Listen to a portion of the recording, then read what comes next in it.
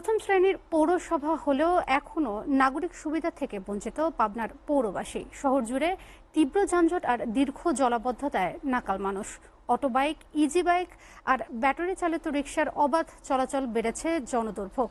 অল্প বৃষ্টিতে শহরের বিভিন্ন স্থানে জলাবদ্ধতায় দুর্ভোগ বাড়ে এলাকাবাসীর। পাবনা পৌরসভার খবর জানাতে সরাসরি যুক্ত হচ্ছেন সহকর্মী কামরুল ইসলাম।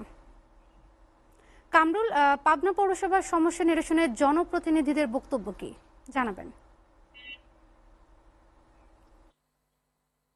আপনাকে ধন্যবাদ।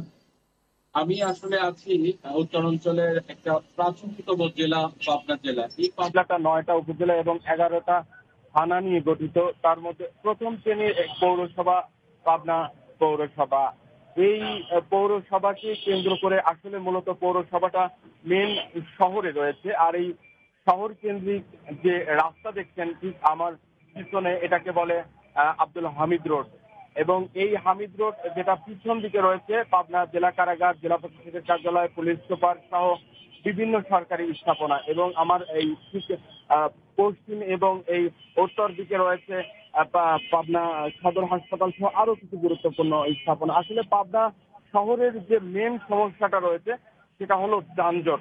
একমাত্র এই রাস্তা দিয়ে কিন্তু ব্যাটারি চালিত রিক্সা, অটো ভ্যান, এই ভ্যানগুলোর কারণে কিন্তু যানজট লেগেই থাকে। যখন এই রাস্তা দিয়ে কোনো অ্যাম্বুলেন্স এবং রোগীবাহী কোনো যানবাহন চলাচল করে, তারা কিন্তু অনেক সময় লেগে যায় এই রাস্তা পার হতে। এছাড়াও যারা ছাত্রছাত্রীরা রয়েছে তারা কিন্তু সঠিক সময়ে তাদের বিদ্যালয়ে পৌঁছাতে পারে না। আমি আরেকটা কথা বলবো, এই পাবনা পৌর জনপ্রতিনিধিদের কথা বলছেন। আসলে জনপ্রতিনিধিটা এখন তেমন কাউকেই খুঁজে পাওয়া যাচ্ছে না। কারণ পাবনা পৌর মেয়র পলাতক থাকার কারণে কিন্তু এখানে প্রশাসক নিয়োগ দেওয়া হয়েছে, যার কারণে জনপ্রতিনিধি তেমন না থাকায় 5 তারিখের পর থেকে এই পাবনা শহর কেন্দ্রিক পরিচ্ছন্নতা, ট্রাফিক নিয়ন্ত্রণ সবকিছু কিন্তু ছাত্ররা দায়িত্ব পালন করছে। আমরা একজন স্বেচ্ছাসেবী একজনের সাথে কথা বলবো। আমরা তার কাছে জানতে চাইবো এই যানজট এবং পাবনা শহরের জনপ্রতিনিধিরা নেই, আপনারা কেমন সহস্থান যানজট মুক্ত? ধন্যবাদ আপনাকে। আমরা এই পাবনা শহরের নাগরিক, আমরা দীর্ঘদিন ধরে দেখছি যে এই শহরের যানজট লেগেই আছে। রাস্তাটা ছিল একটা প্রশস্ত নয়, অথচ এই রাস্তাটি হচ্ছে শহরের ভিতরে প্রধান রাস্তা। এই রাস্তার আশেপাশে সরকারি বেসরকারি অসংখ্য স্থাপনা রয়েছে। মার্কেট কর্তৃপক্ষগুলো তারা রাস্তার মাঝখানে এগিয়ে যাওয়ার চেষ্টা করছে। ফুটপাতের দখল দ্বারা তারা ফুটপাত দখল করে রাখছে। এখানে অটোরিকশা, অটো ভ্যান এমন ভাবে যত চলছে, পার্কিং করছে। বিভিন্ন বড় বড় গাড়িগুলো, প্রাইভেট কারগুলো রাস্তার উপর পার্কিং করছে। আমরা তাদেরকে সরানোর চেষ্টা করলেও তারা আমাদের কথা শুনছে না।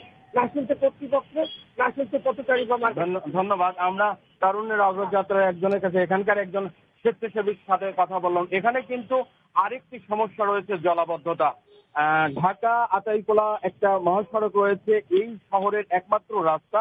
এই রাস্তায় কিন্তু সামান্য বৃষ্টি হলে হাঁটু সমান, মাজার সমান পানি হয়ে যায় এবং এই পানি নিষ্কাশন ব্যবস্থা খুব স্লো থাকার কারণে কিন্তু শহর কেন্দ্রিক পাবনা পৌরসভা নাগরিকের কিন্তু যথেষ্ট অসুবিধা রয়েছে। এই ছিল পাবনা শহরের পাবনার যানজটের এবং সর্বশেষ চিত্র।